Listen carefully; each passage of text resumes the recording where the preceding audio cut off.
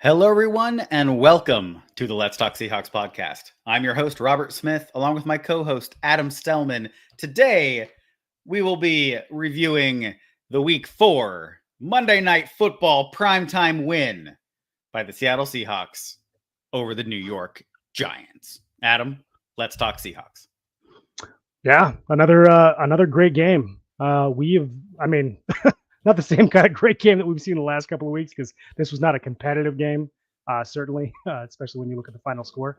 But I think we got we got to see a lot of great stuff out of our Seahawks, especially from a few players who we'll talk about a little bit later. There are definitely some guys to highlight in this, but there were just some great plays.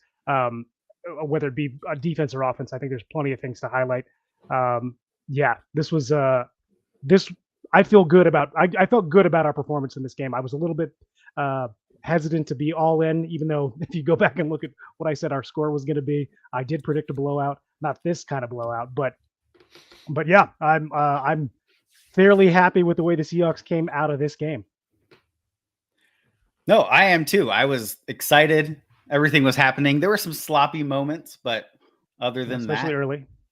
Yeah. I mean, we got things done. I do have to say, shout out to Pete Carroll. Monday night was his 300th NFL game that he's coached. Wow. And came out with a win. So W for Pete Carroll, getting it done, motivating the team. It was awesome. I mean, that's all I got to say. Like, my initial reaction to that game was, that's awesome. I'm a defense guy, and so when the defense steps up, that's something that I really enjoy. So yeah, I mean, when you're tying team records, it's a good night. It is, and in fact, what Adam's alluding to is they tied a franchise record with 11 sacks, and either not just a franchise record. They also tied the Monday Night Football record with 11 sacks. So exactly. So Seahawks getting it done. I don't know where this pass rush explosion came from. We'll talk more about that later on in the episode.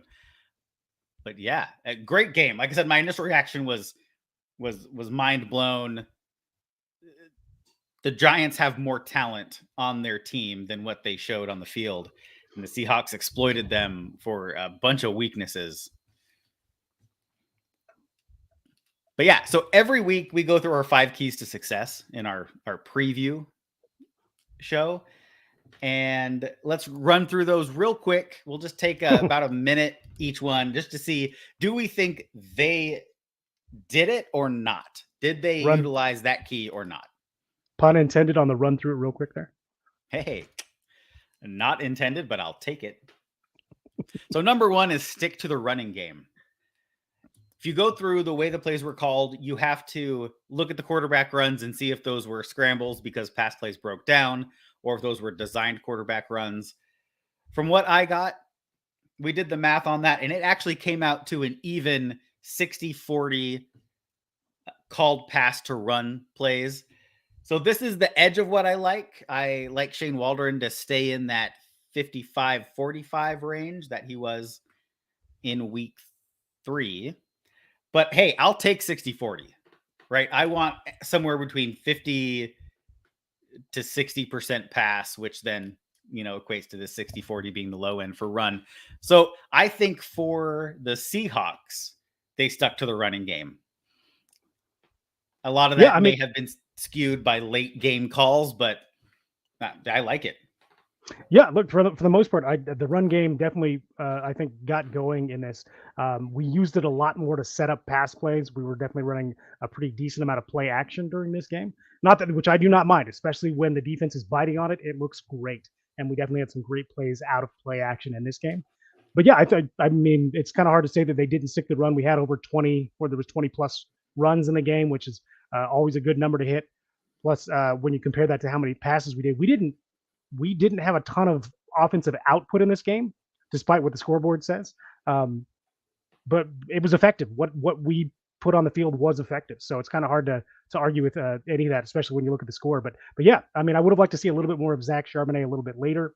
We did get to see a few runs from him, a few really hard runs from him, which is always nice to see because that's his game. But for the most part, yeah, hard to say that they didn't run the ball.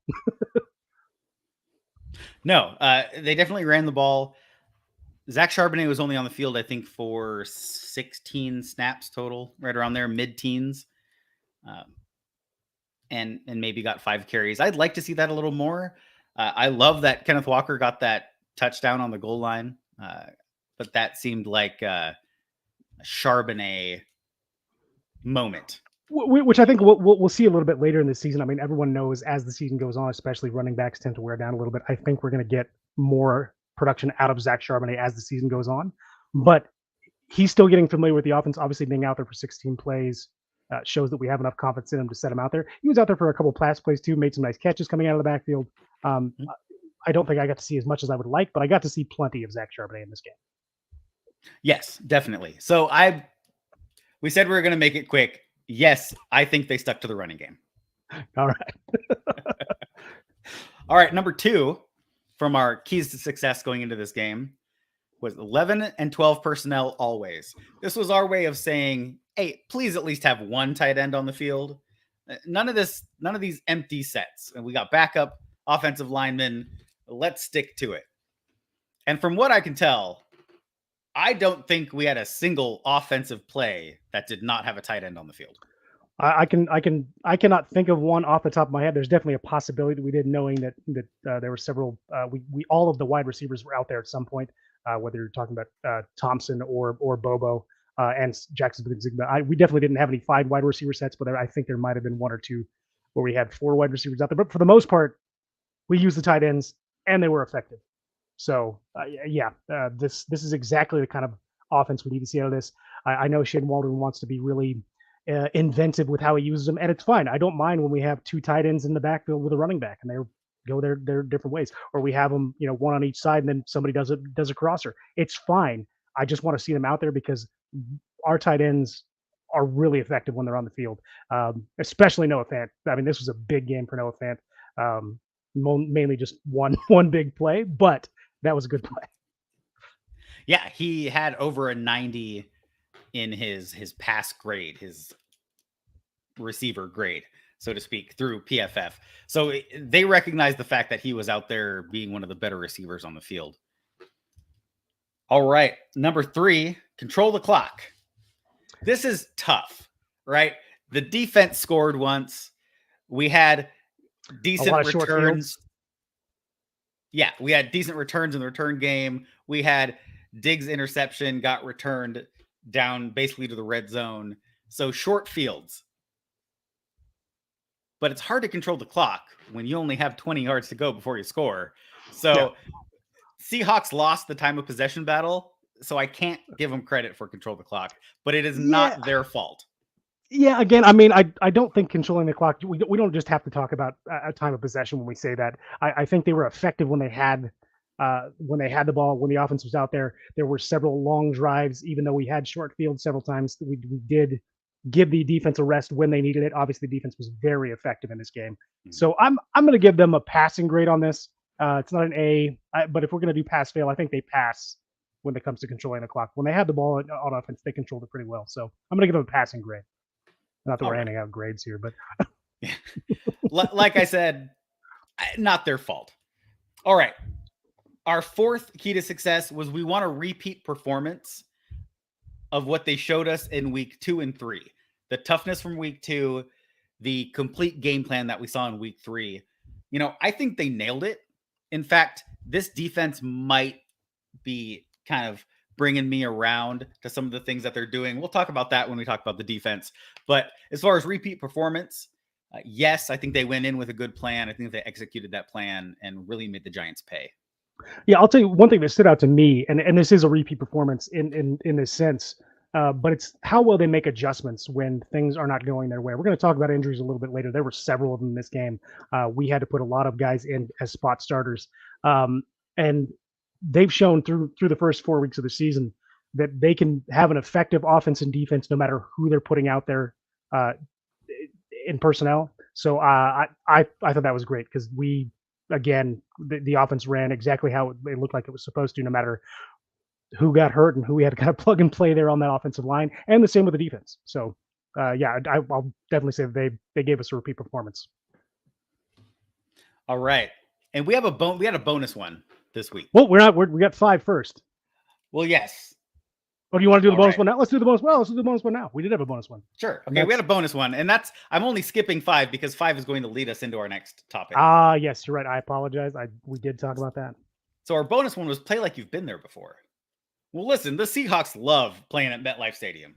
Apparently. In fact, I think they'd like to play more games there. Let's schedule the Giants and the Jets in New Jersey every single year.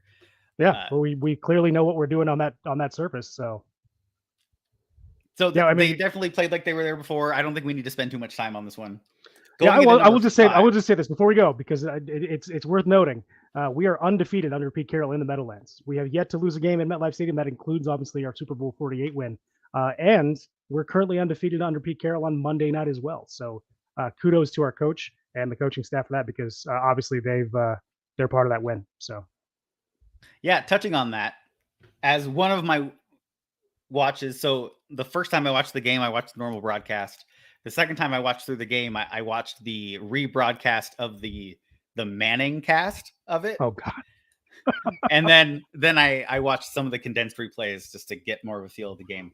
And then later on this week, since there's a bye week and we have more time, I'll watch some of the All-22 and break down some of the things they were doing differently.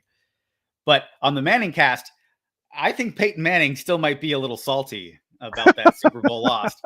He didn't say anything directly about it, but the Manning cast, which you'd expect from Eli Manning, because he was with the Giants for his whole career, but both of them were pretty big Giants homers for that entire broadcast. So I think Peyton Manning might still be a little salty. I mean, he's allowed. It was, I mean, the Giants didn't score quite as much as he was able to put out on that field, but it was a similar beatdown. So I get it. Yeah. It was probably just PTSD. There you go. All right. So our fifth key to success going into this game was, is 33 the key, right? Is Jamal Adams going to fix this defense, this coverage unit that's been very poor throughout the season? I'll tell you what, Adams looked dynamic when he was out there, but he was out there for 9 plays. So is he the key? I'm going to give this one a push because we don't know yet. Like, this is let's push it to next week or next game, I guess. Yeah, I mean, it is kind of hard to grade them on this or say much about this because, again, yeah, Jamal Adams is only out there for 9 plays. He left very early in the first quarter. So I'll tell you what, though, the defense looked really good this entire game. So maybe to some degree he is the key. Not in the way that I'm sure he wants to be, but yeah. All right. So like we just mentioned, Jamal Adams got injured at 9 plays into our defensive showing here on this game. We had a lot more injuries. We had injuries that affected this game on all levels. Yeah. And I wrote down, I'm like, what do we need here? You know, where's Klinger, Hawkeye, and Nurse Houlihan? Because Seattle needs a MASH unit. Wow. So for those of you that don't know, me and Robbie we battle each other a little bit when we go in the Wayback Machine like this because we're kind of old timers, at least a little bit. And I had made a joke or reference earlier when we were discussing how to set up this podcast to one of my favorite movies from my childhood, which is Short Circuit. And Robbie was against me throwing that out because he thought, I don't think people are going to get it. And here he comes in hard with the MASH reference. So for those of you those of you baby boomers that are out there watching this podcast, you got a good one.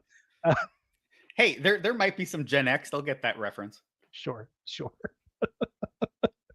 But yeah, injuries. Look, it wasn't just Jamal Adams. Obviously, that was the big one because this is, we want to see this guy on the field, and he's been gone for a year, and we were kind of hoping that he would have some kind of big performance in this game. And again, when he was out there for those 9 plays, he was effective.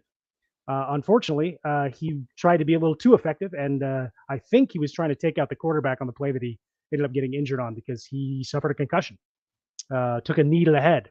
And I know you said you wanted to talk a little bit about that because it was not a heads up play from Jamal Adams. Yes. In fact, I actually went for the heads up comment myself. Great minds think alike. So I was going to save this for the defense because we were talking about Adams impact in the defense later. We'll just go ahead and talk about that now. He got this injury due to poor tackling technique. Now, maybe that's a little rust. It'd been 385 days since he'd taken the field. A little excited, flying around. I mean, he looked electric out there. Like that was first year in Seattle Adams, right? That looked great. I'm not going to say Jamal Adams is injury prone. I will state a few facts, or at least one fact. Jamal Adams has not played a complete NFL season since 2018. He doesn't get the soft tissue stuff. And I believe this was Dan Vians from the Seahawks. I totally just forgot the name of his podcast. Yeah, you're the guy that remembers this kind of stuff. I'd have to pull up my phone. I apologize to Dan Vians for, I think it's Seahawks Anywhere or something like that. Seahawks Forever. That's what it is. Dan Vians from the Seahawks Forever podcast. In his initial reaction was defending Jamal Adams that he wasn't injury prone, because a lot of people on Twitter and other social media were just roasting him for never being on the field. And he brought up the fact that injury prone people get a lot of soft tissues. You know, they have a sprained ankle a couple times a season. You know, it's all these things that are strength related for the most part. Jamal Adams has broken bones. He's torn ligaments, like structural type things, ligaments, tendons, things like that. So I respect Dan Vians. And so I'm going to say, okay, I'll jump on board. I'll say Jamal Adams isn't injury prone, quote unquote, but he is definitely unlucky when it comes to injuries. And those have kept him out of playing a complete season since 2018. Sure, I'll give that to you. I'm not gonna jump on that bandwagon with you, because I think it's pretty clear that Jamal Adams is prone to receive injuries when out on the field for the Seattle Seahawks. But sure, not injury prone. But he wasn't the only one that got hurt. Yeah. By the way, Seahawks Forever, great podcast. After you listen to this one, give him a listen. Still listen to us, but he's a good one to add to your Seahawks repertoire. All right, so we had some offensive line injuries. Mm-hmm. Right, already coming in with backup tackles. We've been playing for a couple of weeks with backup tackles. We had sort of figured it out. And then 5 plays into the offense, Phil Haynes re-aggravates his calf injury. Boom, he goes down. Not a problem. Anthony Bradford started last week because of this calf injury. Right. So he was going to get some time. Pete Carroll today in an interview with Seattle Sports Radio, I believe, said that they had planned to rotate those guys in order to kind of give Phil Haynes work in the game, but also give him some rest and give Bradford more experience. Well, Bradford got essentially the whole game. Yeah. Because Phil Haynes was not able to return. And then a little bit later in the first half, I believe it was in the second quarter, Damian Lewis goes down with an injury. Well, what are we going to do? Because there are only 2 offensive linemen left on the sidelines. And one of them, whose name is escaping me, and I apologize to this player, was just picked up off of somebody else's practice squad a week and a half ago. Probably, and he's a tackle. So maybe wouldn't have had work at the inside of the offensive line. So what do we do? Because our other guy is Olu Oluwatimi, who's a center. Yeah.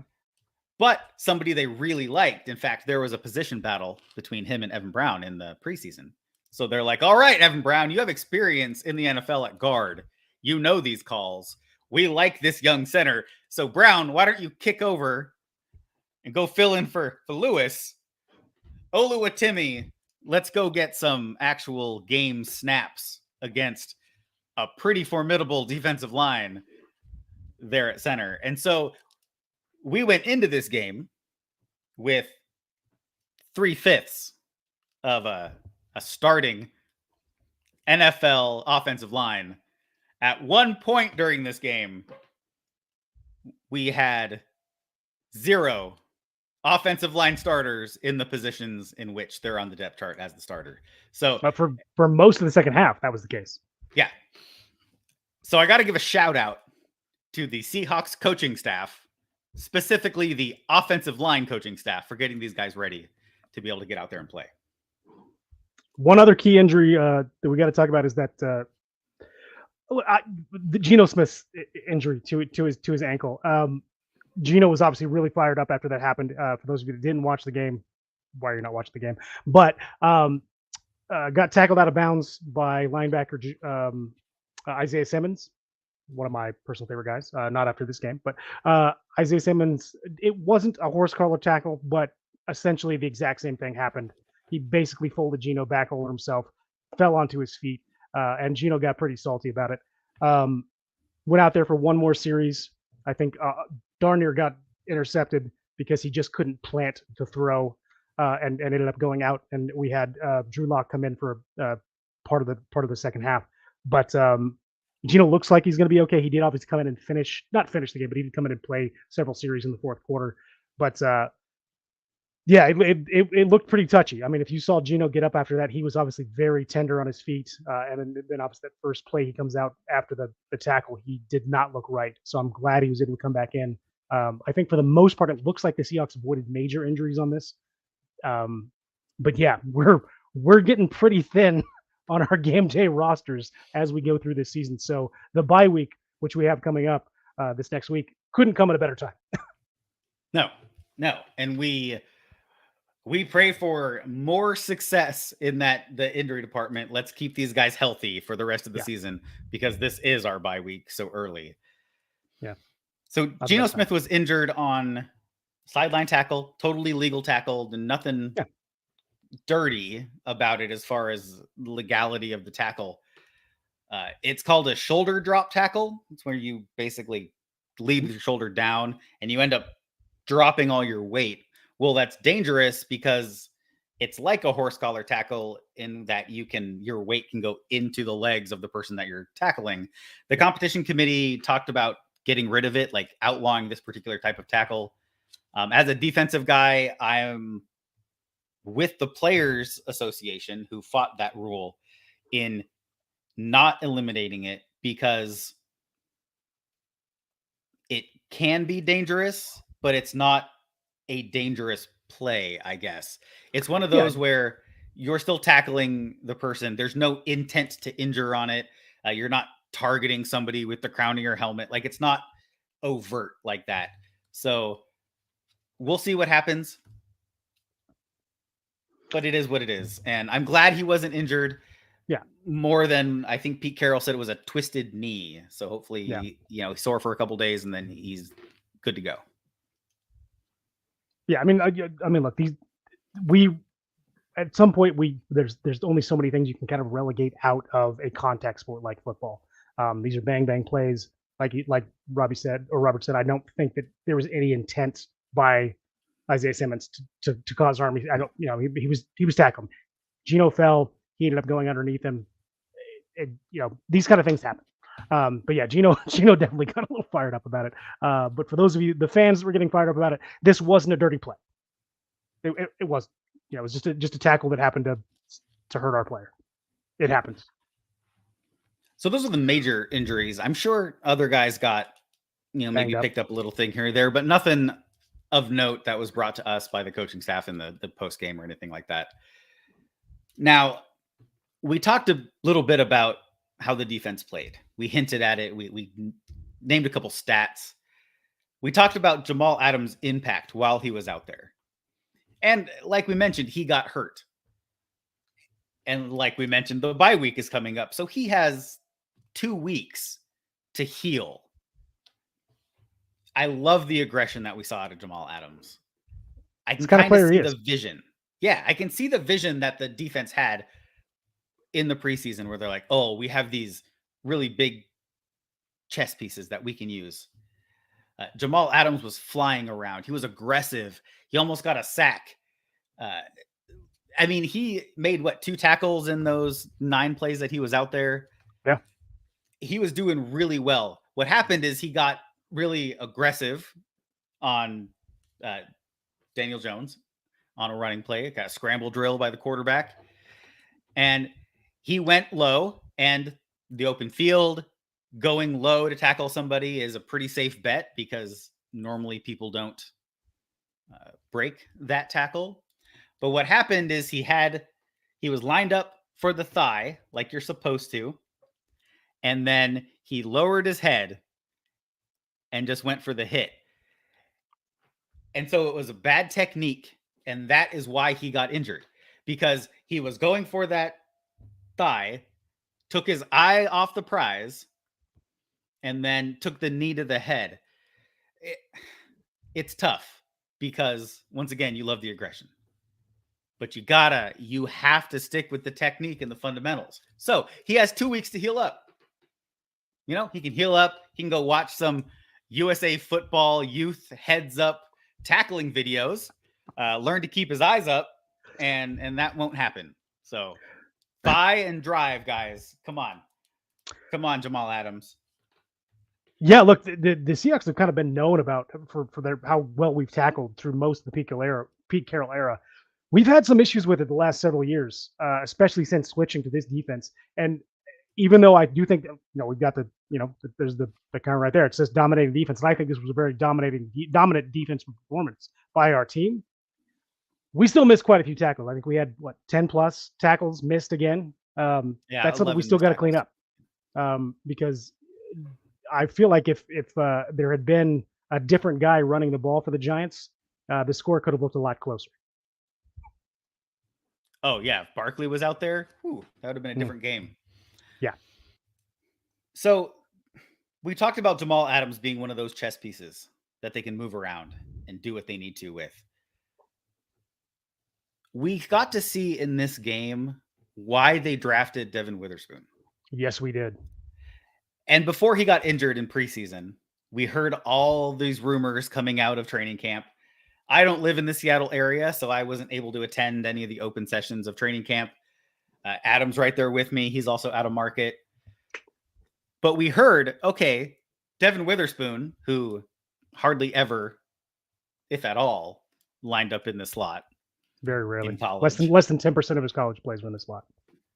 And a lot of those were, he mainly was in man, and a lot of those were his guy motioned into the slot. So now he's credited with a slot snap. But the rumors at camp were, Witherspoon's playing in the slot, and we think he's going to be outside when there's 2 corners, and when that nickel comes in, he's going to slide in, and then Jackson or Brown is going to be that other outside corner. And we're like, okay, well, I could see how that could work. Oh, he was dominant in the slot this game. Yes. I mean, Daniel Jones is going to have nightmares about Devon Witherspoon. Yeah. He might use a fork for the next 2 weeks just to forget about spoons for a little bit. I knew where you were going with that joke as soon as you said fork, but it's still got to laugh. So kudos. Well done. Yeah. I mean, just this was, I think, he played the last 2 games. Devon Witherspoon played every single defensive snap, and I felt like that was kind of a coming out party for him over the last 2 weeks, because we got to see how much passion and drive he gets to play with, and how aggressive he is out there on the field. But this was his coming out party. 2 sacks from the slot, an interception return for 97 yards for a touchdown while in the slot, and you just go back and look at that play. He read that perfectly. He didn't jump. He didn't try to jump the route. He waited till he knew the ball was coming. He got up on his guy, and as soon as he could, he just flew, and he was gone. Not quite the speed that we see out of Tariq Woolen, but luckily Tariq was able to keep stride with him and kind of pick up the trash that was trying to take him down. But just a perfect play. I mean, that was yeah. I mean, if there was any question about whether or not this guy was the right guy to take at number 5, that got answered this week. 100%. In fact, he's the first player since 1982 to have 2 sacks and an interception return for a touchdown in a game. So it might be the first rookie. Anyway, he's the first guy to do what he did since 1982. In a long time.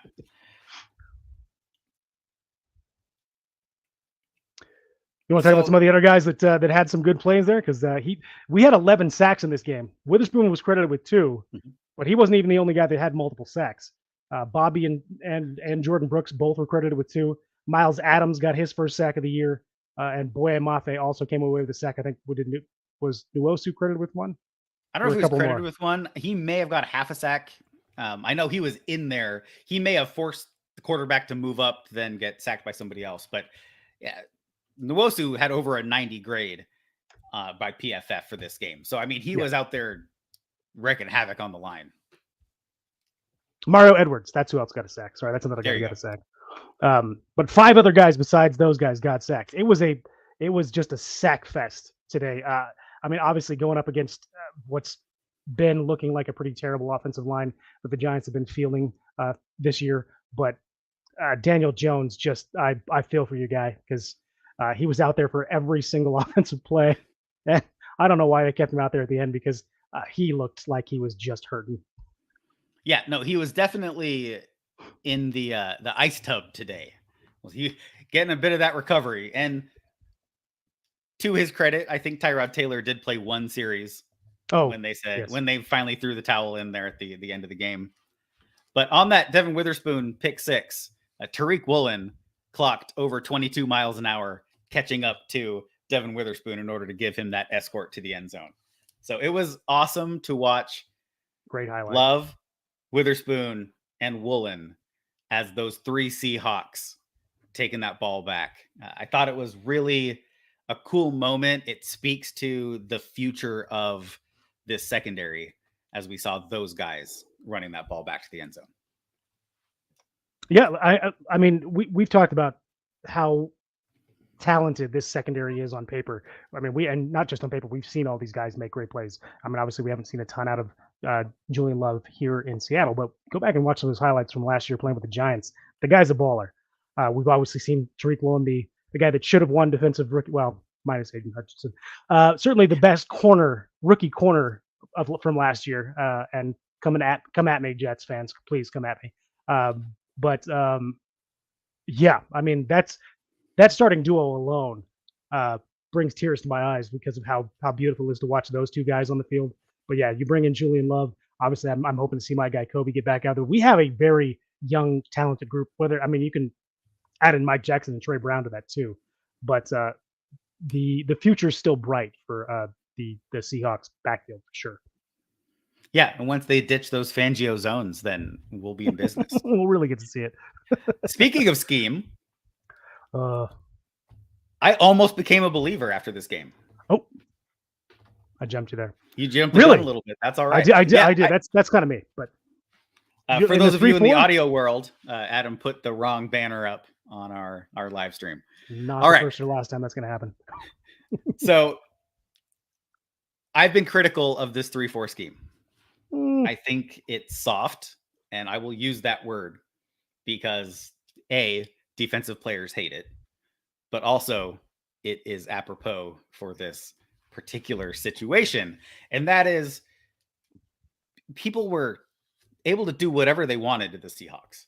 The Giants actually tried. So it took halfway through the 3rd quarter, the Giants had only 1 pass attempt greater than 10 yards. Because with these soft zones that Seattle plays, you just eat underneath. Yeah. The problem was they kept giving up sacks. So 1st and 10, it's okay to throw a 5 to 7 yard pass. But 1st and 25 or 2nd and 25 after a sack, a 7 yard pass is not going to get you anywhere. So maybe they should have tried deep. Seattle does have problems with speedy guys out of this particular scheme. And the Giants did not try as deep. A lot of that was Daniel Jones just didn't have any time in the pocket. Yeah, so I think that's probably the biggest issue for why they didn't go deep. But the secondary, I think, played really, really well. I don't think they would have. There were certainly weren't any big breakdowns. All the chunk plays they got were usually out of either Matt Breida coming out of the backfield or on a scramble drill with Daniel Jones. But I'll tell you the one thing that really stood out to me in this game is our red zone defense. This game looked great. The Giants were only in the red zone, I think, two, maybe 3 times, but 2 times that I know off the top of my head. One was a turnover on downs. and the other one obviously that pick six. So that's been the issue with this. My issue, especially with this defense this season, is it seems like as soon as the team gets in the 20s, they can just run that ball into the end zone. Again, we were playing with a backup running back for the New York Giants here, but our red zone defense this game was perfect. They didn't score in the red zone. The only score they had was in the first quarter, and it was a kick from 36 plus out. So kudos to the defense. You say backup running back. This backup running back is a rookie. McLaughlin, I believe, is his name. He is Sorry, McLaughlin is the Denver Broncos rookie. You're right. You're right. My bad. I was getting my stats. My show's mixed up. Never mind. Hey, forget all that. Okay, so I forgot it was Breida. Breida was the Giants guy. Running quarterbacks have been a problem for this defense, though. And Daniel Jones, I mean, he was, 60-70% of their rush yards? Yeah, well, he was definitely their rush leader. So I think they had 120 plus total yards, and he was 55 of them. So, yeah, I mean, that's something we need to clean up. And it's hard because normally you don't account for the quarterback. But we need to do it because we have more and more athletic quarterbacks in this league. Yeah. We got more of them on our schedule, too. We still got the Eagles. We still got the Eagles coming up here. So something to keep an eye on, right? I'm not going to say, oh, that's our Achilles heel, because it's not. Our Achilles heel is in coverage. But they'll figure it out. I have faith in this coaching staff. They'll figure it out. Yeah, if there's one thing Pete Carroll knows, it's coverage. The offense, though, did not skip a beat, right? Between all these 30-point games, all these are the two, right? Or one, but whatever. These 30-point games, they came in. Now, they should have put up probably 35 points. And could have. In this game. A little slow start. But, yeah, go ahead. Yeah, I know where you're going. Go ahead. We talked about Geno Smith's injury. And I guess one of the big question marks, I know we were critical of the price tag at which they re-signed Drew Lock to be a backup quarterback in the offseason. Yeah. I don't have those figures in front of me. I want to say it was $6 million. Yeah. One year, $6 million. And we're like, for a backup quarterback, like you just draft a rookie. This is a great class, I believe was an exact quote from one of us in our maybe free agency episode. But Drew Lock came in relief, and he looked, I'm not going to say great, but he looked pretty darn good. Yeah. He didn't complete a ton of passes, but the passes were where they needed to be. Brought him down for a scoring drive, a touchdown drive. I mean, he looked like he could control this offense and that he was comfortable in the offense. And that, I guess, took a little bit of that criticism off in my mind because yes, they paid a lot for a backup quarterback when there were cheaper options available, but he showed that talent. He showed that he's been there before. And I, for one, applaud Drew Lock coming in relief and being comfortable back there as the backup. Yeah, I mean, it took a couple of plays. There's obviously communication issues when you haven't worked with this set of receivers before. His first couple passes, it was just a timing thing. They weren't bad throws. They were great throws. Just like small little things. He just wasn't quite where Lockett was or where Metcalf was. But as soon as he got going, yeah, like the little flag says there, the offense didn't miss a beat. He was completing passes to the scheme. We didn't have to change up anything when he was out there. We're still running very similar play sets. And to some degree, the offense actually kind of really got going. We had, our biggest pass play was a 47-yard pass, which was really more tight end Noah Fant just bowling guys over on his way to an almost sideline touchdown there. But it's not just Drew Lock. I mean, we already talked about the fact that we were coming into this game with less than half of our starting offensive line, and by the time it was over, none of those guys on that offensive line were guys that were playing those positions when the game started. And again, the offense still looked great. And I know I'd said previously, we were talking about it when we were doing our game preview, that I was a little bit worried about this offensive line because I think this is one of the better defensive fronts that we've faced so far this year. And I still think that's true. I mean, the Giants have talented guys on that defensive line, but I'm very comfortable with pretty much any combination they want to throw out with our tackles and guards right now, because it seems like Shane Waldron has figured out how to best utilize those guys when they're out there and how to negate any loss of talent when we're running with backups. So this was a very, I mean, for all the negatives we can talk about, because there were definitely some things in this game we can talk about that weren't great, but for the most part, this was just a very good game for not only the players but the coaching staff as well. Oh, I agree. And you got to think, what's something you don't want to have to rely on if you have a playoff push? And that's backup offensive linemen. Well, our backup offensive linemen have a ton of snaps now. If Charles Cross cramps up and has to come out for a series, Stone Forsythe now has games of experience under his belt that he can come in and spell him for that series before he can get back out there. And we as a fan base now can be comfortable with those tackles and with those backup interior guys to be able to come in and get the job done. I think that leads us to the third thing we wanted to talk about with the offense, and that was consistency. Those offensive linemen over these past 3 games have showed us that they can consistently play to the level they need to play to. These backup offensive linemen also force Shane Waldron to game plan in a way to best utilize the personnel on the field. And that's with a lot of tight end usage, which we spotlighted in our keys to success. Hopefully, we have guys get healthy over the bye week, and Shane Waldron doesn't forget that he used to be a tight end coach and that these guys really do drive the success for this team. So the consistency in these past 3 weeks has been great. We need to see that consistency coming out of the bye week too, I think.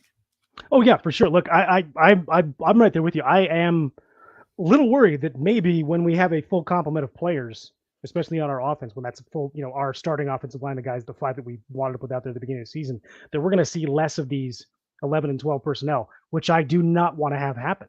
Because as effective as we have, the thing is, as effective as they have been with our tight ends playing with these backup tackles and this obviously kind of patchwork offensive line, imagine how much more effective this offense, as it's now been seen over the last 3 weeks, can be with our starting guys out there. I mean, that's the dream, right? Is to get those starting guys out there, play the same kind of offense, and watch these plays go from, consistently 4 and 5 yards to consistently 6 and 8 and 10, 12 yards, and also getting bigger plays down the field. I mean, yeah, the sky should be the limit for this offense. I mean, we've already seen 37 points back-to-back games, and then 24 points in a game where we were, again, kind of getting off to a slow start. We know that we can put up points in bunches. So, yeah, hopefully Shane Waldron doesn't try and change anything that he's doing when we get those starters back, except for, of course, maybe a few more plays with the tight ends, standing in a block and then going out wide, because I know he's gonna want to pass it more when we've got a healthy offensive line. And I'm okay with that, as long as we're still keeping those tight ends out there in case we need to start running the ball more.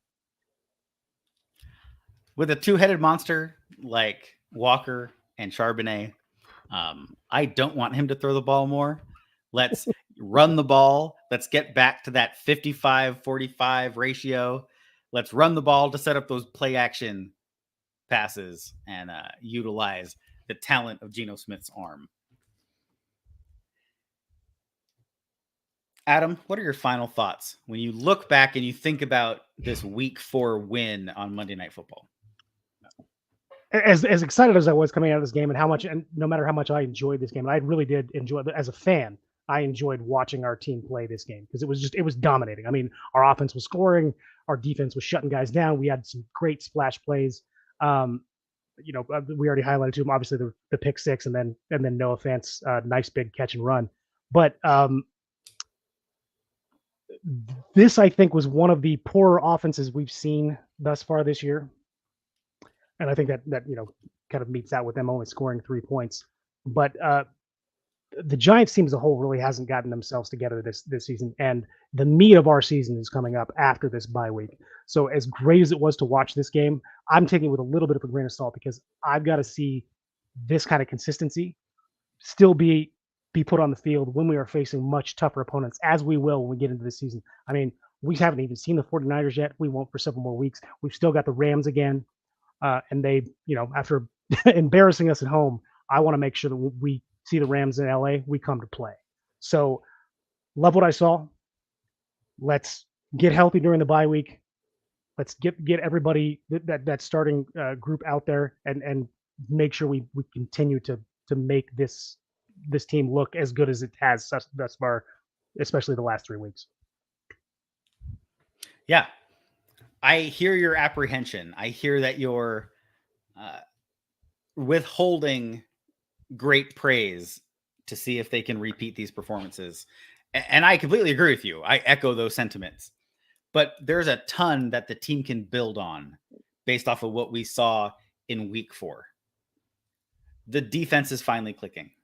Huge credit to Clint Hurt and the coaching staff to get that pass rush where it's at.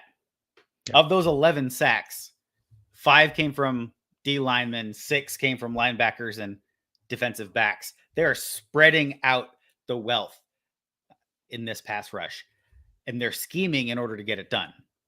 The Seahawks normally don't send corners on blitzes, right? That's not what this team does, but they found the right opportunities to do it, and it paid off huge in this game.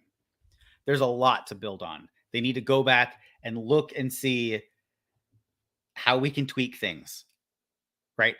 Let's get Jamal Adams back healthy. He's going to have 2 weeks to heal. And I made a joke earlier, but truly, I hope he heals up and his brain fully heals before they get him back on the field. But they're going to be able to utilize him. Young, talented players. We're seeing them grow before our eyes on the field. I know this coaching staff is going to get at it with these players. They're going to coach them up. They're going to motivate them. They're going to come out in week 6 ready to go. So let's keep on building. As 12s, let's keep on supporting this team. Let's not send Jamal Adams hate tweets and condemn him for being aggressive and picking up an injury that would have happened to any player who did what he did. Yeah. Right. That's why we got Jamal Adams. We got him for his passion in his play. That's who he is. Let's celebrate who he is. And we have talent around him. We have plenty of experience getting guys in there when Jamal Adams isn't good to go. And that's not a dig at him. That's a credit to the players being able to step up when a starter is unable to play on the field that week. So let's get behind the team. I know we already are. I mean, they're off to a great start. Let's keep motivation going. Let's keep positivity going, right? I mean, we tend to go a little negative sometimes on this podcast. Put a dig on me. And I hate it, but I do it too. So my final thoughts are just that. There's a lot to build on. Let's keep the positivity. Let's see what this coaching staff does moving forward. Thank you for listening to the Let's Talk Seahawks podcast. Adam and I thank you for giving us your time. This is a passion that we have. We do this podcast for fun. So whether you're listening on audio or you're watching this live stream or a replay of it on YouTube, thank you for giving us your time and sharing in Seahawks football with us as a fan. As always, go Hawks. Go Hawks.